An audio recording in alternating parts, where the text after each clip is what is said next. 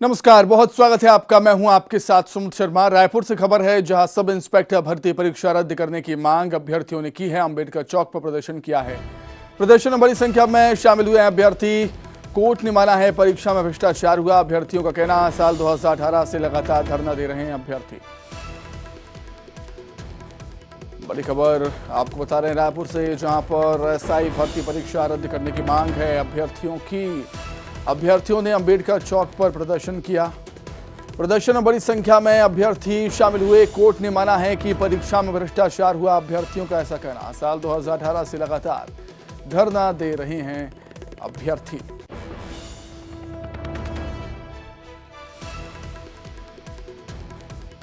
खबर रायपुर से, जहां एसआई भर्ती परीक्षा रद्द करने की मांग है अभ्यर्थियों की। अंबेडकर चौक पर अभ्यर्थियों ने प्रदर्शन किया था। प्रदर्शन में बड़ी संख्या में शामिल हुए थे अभ्यर्थी और अभ्यर्थियों का कहना है कि कोर्ट ने माना है परीक्षा में भ्रष्टाचार हुआ है, इसलिए सब इंस्पेक्टर भर्ती परीक्षा रद्द की जाए। साल 2018 से लगातार अपनी मांग उठा रहे हैं, धरना दे रहे हैं अभ्यर्थी। मांग एक ही है कि सब इंस्पेक्टर भर्ती परीक्षा रद्द हो, क्योंकि इसमें भ्रष्टाचार हुआ और ये कोर्ट ने भी माना है, ये अभ्यर्थी कह रहे हैं। रायपुर में अंबेडकर चौक पर प्रदर्शन किया था अभ्यर्थियों ने। बड़ी संख्या में अभ्यर्थी इस प्रदर्शन में शामिल हुए थे। अभ्यर्थी कह रहे हैं कि कोर्ट ने भी माना है परीक्षा में भ्रष्टाचार हुआ है, इसलिए एसआई भर्ती परीक्षा रद्द होनी चाहिए। 2018 से लगातार अभ्यर्थी अपनी मांग उठाते रहे हैं, लेकिन अभी तक उनकी मांग पर सुनवाई नहीं हुई है और लगातार धरना भी उनका जारी है। आज एक बार फिर से अभ्यर्थियों ने रायपुर के अंबेडकर चौक पर प्रदर्शन किया। अधिक जानकारी के लिए हम सीधे रुख करेंगे रायपुर का। हमारी सहयोगी ममता हमारे साथ जुड़ गई हैं। ममता, 2018 से लगातार अभ्यर्थियों की मांग है कि एसआई भर्ती परीक्षा रद्द होनी चाहिए, लेकिन अभी तक उनकी इस मांग पर ध्यान नहीं दिया गया है, सुनवाई नहीं हुई है। एक बार फिर से अभ्यर्थियों ने अपनी इसी मांग को लेकर प्रदर्शन किया।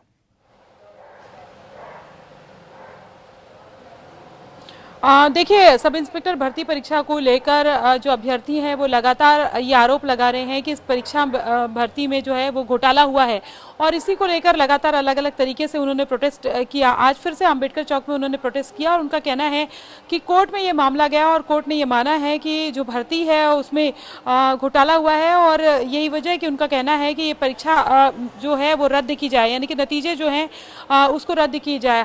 और जो अभ्यर्थी है उनका कहना था कि आने वाले समय में भी वो इसे लेकर पूरे प्रदेश भर में प्रोटेस्ट करेंगे। तो जाहिर तौर पर लंबे समय से जो सब इंस्पेक्टर परीक्षा जो भर्ती हुई है और उसको लेकर अभ्यर्थी ये मांग कर रहे हैं। उनका कहना है कि नियम कायदों की धज्जियां उड़ाई गई और साथ ही उन्होंने अलग अलग तरीके से आरोप भी लगाए हैं और इसी को लेकर वो लगातार प्रोटेस्ट कर रहे हैं। आज अंबेडकर चौक में भी प्रोटेस्ट किया और उनका कहना था कि कोर्ट में भी ये मामला गया है और कोर्ट ने भी माना है कि इसमें घोटाला हुआ है और कोर्ट की बात को मानी जाए और उसके बाद में ये जो नतीजे हैं उसको रद्द किया जाए। जी ठीक है ममता, बहुत धन्यवाद आपका जानकारी के लिए। आगे बढ़ेंगे। देश का नाम भारत बनाम इंडिया विवाद इस वक्त केंद्रीय राजनीति के केंद्र में बना हुआ है। ये मुद्दा चुनावी राज्य छत्तीसगढ़ में भी दस्तक दे चुका है। कांग्रेस के राष्ट्रीय अध्यक्ष मल्लिकार्जुन खड़गे पिछले दिनों छत्तीसगढ़ के दौरे पर आए थे। इस दौरान उन्होंने इंडिया विवाद को लेकर केंद्र सरकार पर निशाना साधा था, जिसको लेकर अब छत्तीसगढ़ बीजेपी प्रदेश अध्यक्ष अरुण साव ने खड़गे पर पलटवार किया है। उन्होंने कहा है कि भारत का नाम आता है, जब भी भारत का नाम आता है कांग्रेस के पेट में दर्द होने लगता है। सनातन के नाम पर भी घमंडिया गठबंधन को अक्सर दर्द होता रहता है। लगे हाथ साव ने पीसीसी चीफ दीपक बैज के उस बयान को भी आड़े हाथों लिया, जिसमें उन्होंने संसद के विशेष सत्र को लेकर सवाल उठाए थे। देखिए, ये इंडिया का विवाद लेकर आने वाली कांग्रेस पार्टी है और जब भी भारत का नाम आता है इन्हें दर्द होता है।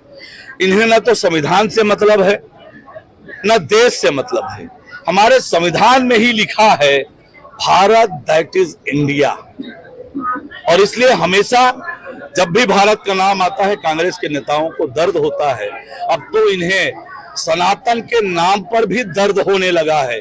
सनातन के खिलाफ जिस प्रकार की ये बात कर रहे हैं, ऐसा लगता है कि ये घमंडी गठबंधन है, इनके हिडन एजेंडे में है सनातन को अपमानित करना, सनातनियों को अपमानित करना, भारत को और भारतवासियों को अपमानित करना इनकी नियति बन गई है। दीपक बैज जी खुद भी एक लोकसभा के सांसद हैं और लोकसभा की जब कार्यसूची जारी होती है तब उसमें किस विषय पर चर्चा होगी लोकसभा में, ये उसमें उल्लेखित होता है। ये क्यों परेशान हो रहे हैं, क्यों छटपटा रहे हैं, ये समझ से परे है। तब लोकसभा की कार्यसूची आपके पास आएगी, आपको पता चलेगा कि किस विषय पर बहस होने वाली है। छत्तीसगढ़ में जारी चुनावी तैयारी के बीच प्रदेश में बढ़ रहे अपराध भी सत्ताधारी पार्टी कांग्रेस के लिए मुसीबत का सबब बनता जा रहा है, जिसको लेकर बीजेपी सरकार पर हमलावर है। राजधानी रायपुर समेत पूरे प्रदेश में तेजी से बढ़ रहे अपराध और खासकर महिला अपराध को लेकर बीजेपी ने सरकार के खिलाफ मोर्चा खोल दिया। बीजेपी नेताओं ने राजभवन में गवर्नर से मुलाकात कर राज्य सरकार के खिलाफ शिकायत की। बीजेपी प्रदेश प्रभारी ओम माथुर, पूर्व सीएम रमन सिंह, बीजेपी प्रदेश अध्यक्ष अरुण साव, राज्यसभा सांसद सरोज पांडे, रायपुर सांसद सुनील सोनी के साथ ही बीजेपी के विधायक राजभवन पहुंचे, राज्यपाल को ज्ञापन दिया। बीजेपी ने आरोप लगाया कि कांग्रेस सरकार में कानून व्यवस्था पूरी तरह से फेल हो गई है। लगातार बढ़ रहे अपराध की घटनाओं से आम लोगों के साथ महिलाओं में भी भारी असुरक्षा का माहौल है। मंत्रीगण और पूरी भारतीय जनता पार्टी के वरिष्ठ लोग महामहिम से मिलकर और जो चिंताजनक हालात होते जा रहे हैं, कानून की व्यवस्था जितनी जर्जर हो गई है कि खुलेआम दिन दहाड़े लूट, हत्या और बलात्कार। शिक्षक दिवस के दिन आदिवासी शिक्षिका के साथ बलात्कार की घटना होती है, रायपुर में घटना होती है। बस्तर में तो हालात ये हैं कि इतनी घटना होने के बाद वहाँ पोटा केबिन में बलात्कार होने के बाद न कार्रवाई हुई, न उसके एफआईआर ढंग से दर्ज होते। और सबसे बड़ी बात यह है, इन घटनाओं को लगातार बढ़ावा मिल रहा है। पुलिस प्रशासन और सरकार के संरक्षण में इस प्रकार के तत्व बच रहे हैं। आज भारतीय जनता पार्टी के प्रमुख नेताओं का एक प्रतिनिधिमंडल महामहिम राज्यपाल से मिलकर राज्य में बहू बेटियों के साथ जो लगातार अनाचार अत्याचार की घटनाएं हो रही है और राज्य में जो कानून व्यवस्था की स्थिति बदहाल हुई है, अपराधियों के हौसले बुलंद हुए हैं, उसको लेकर राज्यपाल से हमने पार्टी की चिंता व्यक्त की है।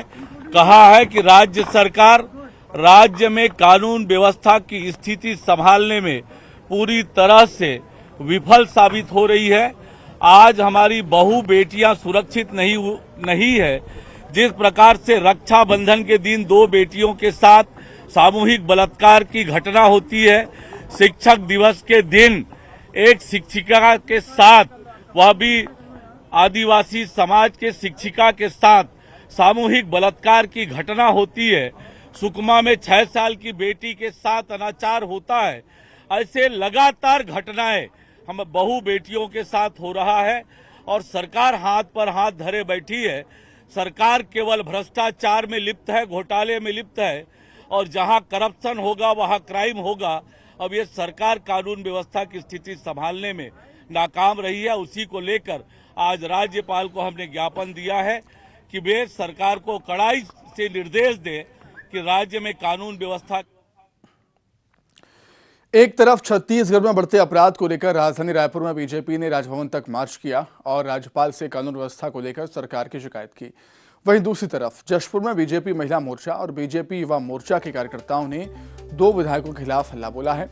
बीजेपी महिला मोर्चा ने विधायक विनय भगत के आवास पर प्रदर्शन किया, जहां देवनागरी वाटरफॉल पर हुए गैंगरेप के विरोध में जमकर नारेबाजी हुई।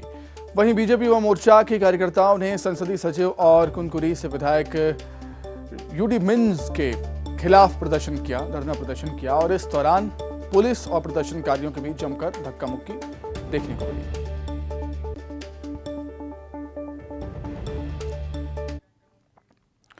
चिनबरी नगर निगम में कांग्रेस के संकल्प शिविर के लिए खाना बनाए जाने को लेकर बीजेपी ने विरोध किया। पार्टी का कहना है कि कांग्रेस के कार्यक्रम के लिए सरकारी संसाधनों का दुरुपयोग किया जा रहा है। बीजेपी ने नगर निगम में खाना बनाने का विरोध किया। इस दौरान कांग्रेस और बीजेपी कार्यकर्ताओं के बीच जमकर झूमाझटकी देखने को मिली।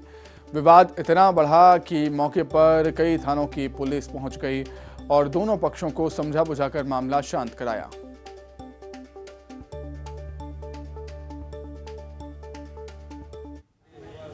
सुभाष कश्यप जी ने हमको निर्देशित किया कि हमने यहाँ खाना बनाया। ये नगर निगम के परिसर में इसलिए खाना बनाया गया है क्योंकि हम लोगों को पानी वानी की सुविधा, मतलब जैसे क्या होता है जब पानी गिरेगा तो खाना बनाने में दिक्कत ना हो, इसलिए यहाँ खाना बनाया गया। और भी कई सारी खाना पूरी तरह से, सुनिए ना, खाना पूरी तरह से पार्टी का खाना है, ये नगर निगम का खाना नहीं है। नगर निगम कर्मचारी क्या कर रहे थे? नगर निगम के कर्मचारी भाई आके देख रहे होंगे, हो सकता है।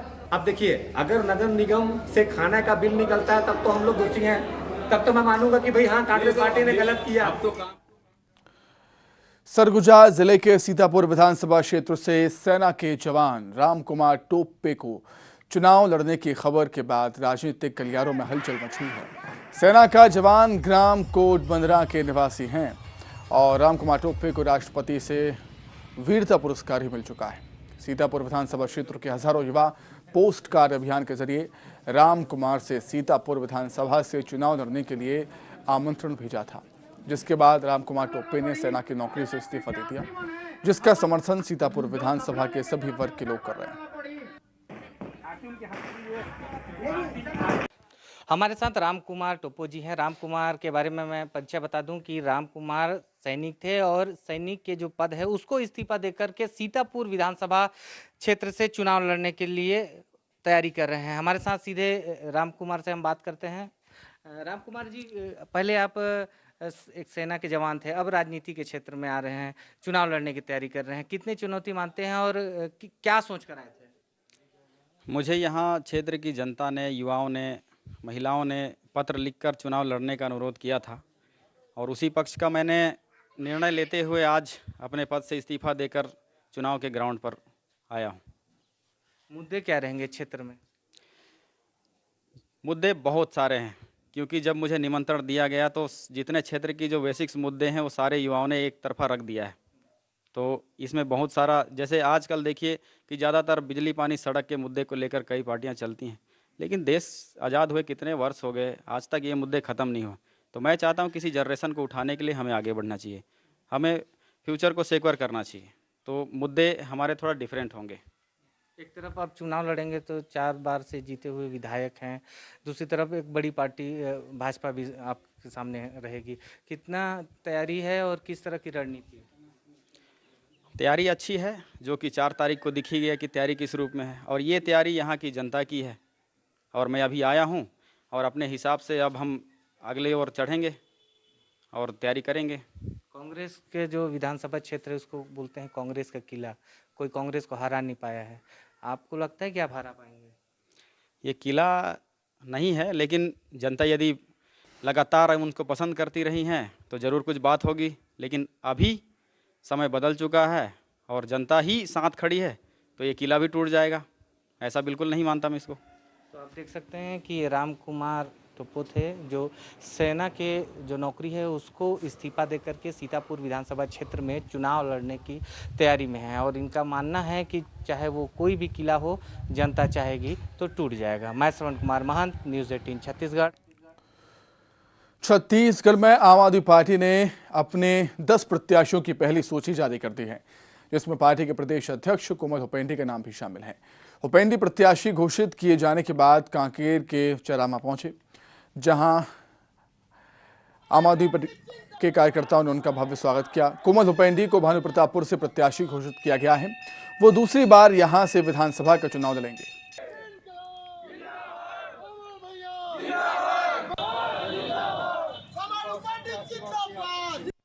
किस तरीके से आप इस बार भानुप्रतापपुर सीट में चुनाव लड़ेंगे? हालांकि आप पिछले चुनाव में आपको पराजय मिली थी, लेकिन इस बार आप क्या तैयारी की हुई? देखिए, आम आदमी पार्टी दिल्ली और पंजाब में शिक्षा, स्वास्थ्य के मामले में, रोजगार के मामले में बेहतर काम किया है और प्रदेश की जनता लगातार दिल्ली और पंजाब के काम को देख रही है। छत्तीसगढ़ की हम बात करें, 15 साल तक छत्तीसगढ़ ने भारतीय जनता पार्टी की सरकार देखी है। अभी वर्तमान में कांग्रेस पार्टी की सरकार है। कांग्रेस पार्टी ने 36 वादे किए थे, लेकिन एक भी वादा धरातल पे उतरती दिखाई नहीं दे रही है और इसीलिए छत्तीसगढ़ की जनता ने तय कर लिया है कि अब किसी व्यक्ति को नेता बनाने के लिए नहीं, बल्कि अपने बच्चे को अच्छी शिक्षा देने के लिए वोट करेंगे। इस बार लोग अच्छे स्वास्थ्य के लिए वोट करेंगे, युवाओं को रोजगार के लिए वोट करेंगे।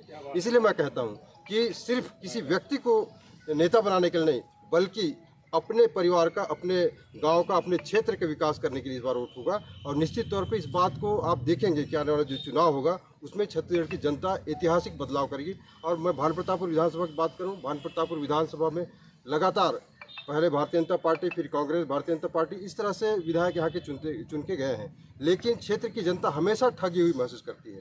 अभी पूर्व विधायक जो स्वर्गीय मनोज मंडावी जी की उनकी पत्नी सावित्री मंडावी जी विधायक हैं, इन्होंने भी बहुत सारे वादे किए थे, लेकिन उपचुनाव में बम्पर जीत के बाद भी अब तक कोई काम उन्होंने करके नहीं दिखाया। चाहे भानु प्रतापपुर जिला बनाने की बात हो, चाहे स्कूलों की बेहतरी की बात हो, चाहे अस्पतालों की बेहतरी की बात हो, किसी मामले में उन्होंने कोई अच्छा काम नहीं किया। इसीलिए इस क्षेत्र की जनता बदलाव चाहती है। और आप निश्चित रूप से देखेंगे, ये जो मुझे उम्मीदवारी मिली है, सिर्फ मेरी नहीं बल्कि आम आदमी पार्टी के एक एक कार्यकर्ता की उम्मीदवारी है। और इस क्षेत्र की जनता चुनाव लड़ेगी, आम आदमी पार्टी कार्यकर्ता मात्र नहीं लड़ेंगे, इस क्षेत्र की जनता चुनाव लड़ेगी और जनता इस बार जीतेगी। और इनको पूरा विश्वास है कि इस बार जो है छत्तीसगढ़ में आम आदमी पार्टी जो है अपनी सरकार बनाएगी। खेम नारायण सर। छत्तीसगढ़ विधानसभा चुनाव के लिए बीजेपी ने अपनी पहली सूची जारी कर दी है और दूसरी सूची जल्द ही जारी होने वाली है। वहीं कांग्रेस में पहली लिस्ट के लिए अभी भी माथापच्ची चल रही है। छत्तीसगढ़ प्रदेश कांग्रेस प्रभारी कुमारी शैलजा, उप मुख्यमंत्री टीएस सिंहदेव समेत प्रदेश के तमाम नेताओं ने रायपुर में एक बार फिर टिकट के दावेदारों और संभावित प्रत्याशियों को लेकर चर्चा की, जिसके बाद उम्मीद की थी कि जल्द ही नामों की घोषणा हो जाएगी, लेकिन दोनों नेताओं ने इन कयासों को खारिज कर दिया। कुमारी शैलजा ने कहा कि हमें लिस्ट जारी करने की कोई जल्दी नहीं है, तो टीएस सिंहदेव ने कहा कि 16 सितंबर के बाद प्रत्याशियों की पहली सूची आएगी। अभी तो चलेंगे, नतीजा भी आएगा, मिलेंगे, मिलते रहेंगे, एक बार की बात नहीं। मैंने आपको शुरू में भी कहा था, ये कई मीटिंग होती हैं, कई पहलू होते हैं, उन सबको डिस्कस किया जाता है। जनरल डायरेक्शन भी होती हैं जो हमारे स्क्रीनिंग कमेटी से मिली हैं, तो उसके मुताबिक भी और पार्टी का एक सिस्टम जो है उसके मुताबिक सभी सीटों पर डिस्कशन करके, लोगों की बातें सुनकर, सर्वे रिपोर्ट्स देखकर, इन सभी बातों को देखकर बार बार डिस्कशन। गाइडलाइन हम लोग को मिला और गाइडलाइन में माननीय अजय माकन जी ने उन बातों को रखा कि एक तो जो डॉकेट तैयार होगा वो सी के परफॉर्मा के अनुरूप होना चाहिए। ये सुनिश्चित कर लें कि जो जो वहाँ पर मांग आती है, जो वहाँ का फॉर्मेट है, उस हिसाब से जरूर देख लें अनिवार्य रूप से। और जब पीसी की प्रक्रिया पूरी हो जाएगी 90 की 90 सीटों पे, फिर रायपुर से बड़ी खबर है। छत्तीसगढ़ में 1 नवंबर से शुरू होगी धान की खरीदी। मंत्रिमंडल उप समिति की बैठक में फैसला लिया गया है। 1 करोड़ 25 लाख मीट्रिक टन धान खरीदी का लक्ष्य रखा गया है।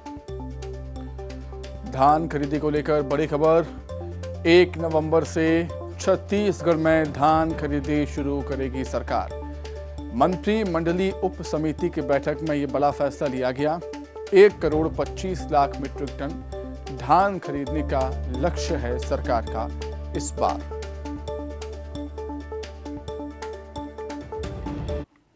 छत्तीसगढ़ में धान का खरीदी करना एक बड़ा काम है। पिछले साल हम लोगों ने 107 लाख मीट्रिक टन खरीदा था। इस वर्ष से बढ़ करके लगभग 125-30 लाख मीट्रिक टन जाएगा।